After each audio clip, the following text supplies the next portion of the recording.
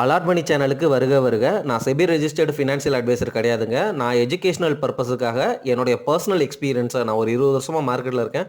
அதை தான் உங்கள்கிட்ட ஷேர் பண்ணுறேன். நீங்கள் எந்த முடிவு எடுக்கிறதா இருந்தாலும் உங்கள் நிதி ஆலோசகரை அணுகி அதுக்கப்புறம் பணத்தை போடுறதை பற்றி முடிவு பண்ணுங்கள். நன்றி. அலாட் மணி சேனலுக்கு வருக வருக. இந்த சேனலுக்கு இன்னும் நீங்கள் சப்ஸ்கிரைப் பண்ணலைன்னா தயவு செஞ்சு சப்ஸ்கிரைப் பண்ணிக்கோங்க. பெல் பட்டனையும் கிளிக் பண்ணிக்கோங்க.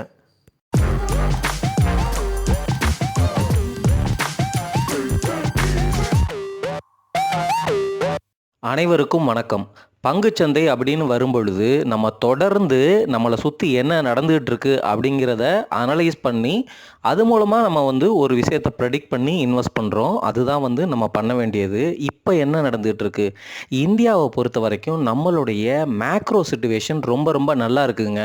க்ரூட் ஆயில் ப்ரைஸ் கம்மியாக இருந்தால் இந்தியாவுக்கு நல்லது.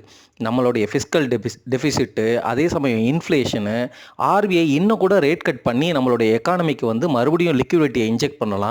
இப்படி பல நல்ல விஷயங்கள் இந்தியன் எக்கானமியில் ரொம்ப ரொம்ப பாசிட்டிவாகவே இருக்குது. ஏர்னிங்ஸ் இந்த குவார்ட்டரில் ஒரு மாதிரி மிக்சடாக தான் இருக்குது.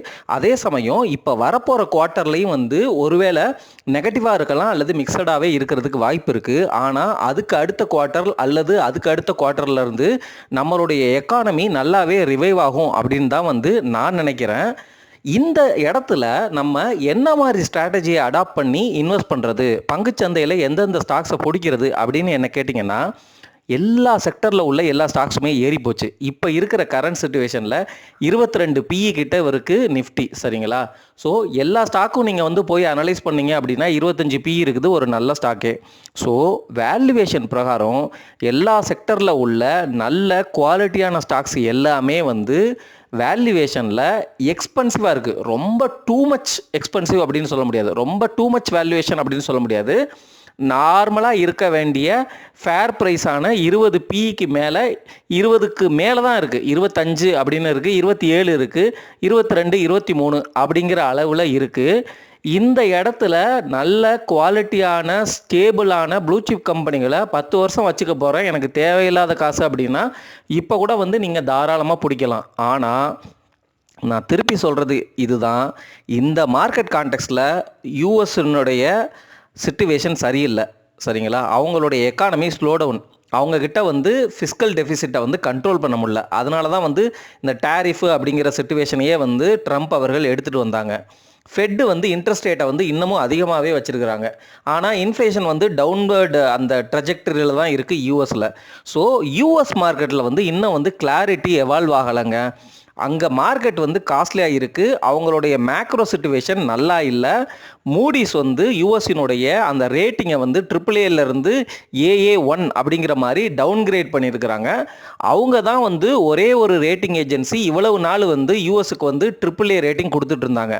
இப்போ இந்த ட்ரம்ப் டேரிஃபார் அப்படின்னு ஒன்று எடுத்ததுனால மற்ற நாடுகள் எல்லாமே பயந்து டாலருக்கு அகைன்ஸ்டான ஒரு இன்வெஸ்ட்மெண்ட்டை எடுக்க ஆரம்பிச்சிட்டாங்க. அதனால தான் கோல்டு விலையெல்லாம் ஏறிச்சு.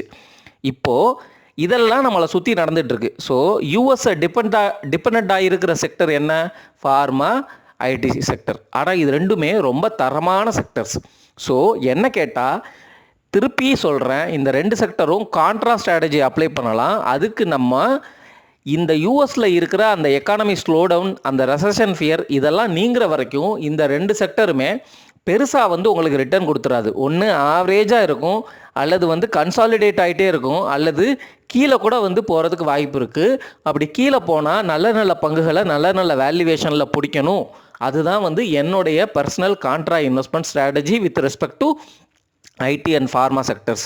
சரி, நம்மளுடைய இந்தியன் எக்கானமி ரொம்ப சூப்பராக இருக்கே, இதுக்கு ஏற்ற மாதிரி செக்டர் அப்படின்னு பார்க்கும்பொழுது எஃப்எம்சிஜி ஸ்டாக்ஸு, அதே சமயம் banking and finance stocks. Banking and ஃபினான்ஸ்லாம் ரொம்ப வருஷமாக கன்சாலிடேட் ஆகிட்டே இருக்குங்க. இப்போ தான் அவங்க ஒரு 10-15% மேலே ஏறி இருக்கிறாங்க.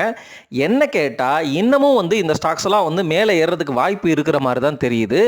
அதனால் இந்த காலகட்டத்தில் நம்மளுடைய ட்ரெடிஷ்னல் குவாலிட்டி பெரிய பேங்குகளை பிடிக்கிறது தான் என்னுடைய ஸ்ட்ராட்டஜி. எஃப்எம்சிஜி எப்பொழுதுமே எக்ஸ்பென்சிவாக தான் இருக்கும். அதாவது 50 PEயில் தான் ஹிந்துஸ்தான் யூனிலிவர்லாம் ட்ரேட் ஆகும், சரிங்களா? ஐடிசி வேணால் 20 to 25 PE அப்படிங்கிற மாதிரி ட்ரேட் ஆகிட்டு இருக்கலாமே ஒழிய இப்போவுமே எஃப்எம்சிஜி செக்டரில் வந்து என்னதான் வந்து நான் பாசிட்டிவாக பேசினாலும் அந்த ஸ்டாக்ஸுமே வந்து ரொம்ப காஸ்ட்லியாக தான் இருக்குது. பேங்கிங் அண்ட் ஃபினான்ஸுமே வந்து 15% வந்து அதிகமாக இருக்குது. ஸோ இந்த மார்க்கெட்டுக்கு இந்த சிச்சுவேஷனை நம்ம வந்து புரிஞ்சுக்கும் பொழுது எனக்கு என்ன தோணுது அப்படின்னா, எஃப்எம்சிஜி, கன்சியூமர் டியூரபிள் இந்த மாதிரி டொமஸ்டிக் ப்ளே வந்து ஆல்ரெடி வந்து வேல்யூவேஷன் ஜாஸ்தியாக இருக்கிறதுனால 15% பரவாயில்ல, விலை அதிகமாக கொடுத்து வாங்கினாலும் நான் 10 வருஷம் வச்சுக்க போகிறேன் அப்படின்னா இந்த விலையில் வந்து நான் வாங்குவேன். இல்லாட்டி எப்பெல்லாம் வந்து இந்த மாதிரி செக்டரில் கரெக்ஷன் சின்ன சின்ன கரெக்ஷன் வருதோ அப்போ வந்து நான் தொடர்ந்து அக்குமுலேட் பண்ணுவேன். அதுதான் வந்து என்னுடைய ஸ்ட்ராட்டஜி. எல்லா பக்கமும் வேல்யூவேஷன் காஸ்ட்லியாக இருக்குது. மாட்ரேட் ரிட்டர்னை எக்ஸ்பெக்ட் பண்ணி நம்ம நல்ல குவாலிட்டியான லார்ஜ் கேப் பங்குகளை பிடிக்கிறது மூலமாக இந்த மார்க்கெட்டில் வந்து நம்ம நல்ல நல்ல கம்பெனிகளை பிடிச்சிட்டு ஸ்டே புட், ஸ்டே ஹோல்ட், அது வந்து உங்களுக்கு லாங் ரன்னில் நல்ல வெல்த்தை வந்து கிரியேட் பண்ணி கொடுக்கும். ஒருவேளை மறுபடியும் உங்களுக்கு மார்க்கெட் வந்து உடஞ்சி வாய்ப்பு கொடுத்துச்சு அப்படின்னா வந்து அந்த ஆப்பர்ச்சுனிட்டியையும் நம்ம வந்து மிஸ் பண்ணக்கூடாது அப்படிங்கிறத சொல்லிவிட்டு இந்த வீடியோ பதிவை முடிக்கிறேன் நண்பர்களே. நன்றி, வணக்கம்.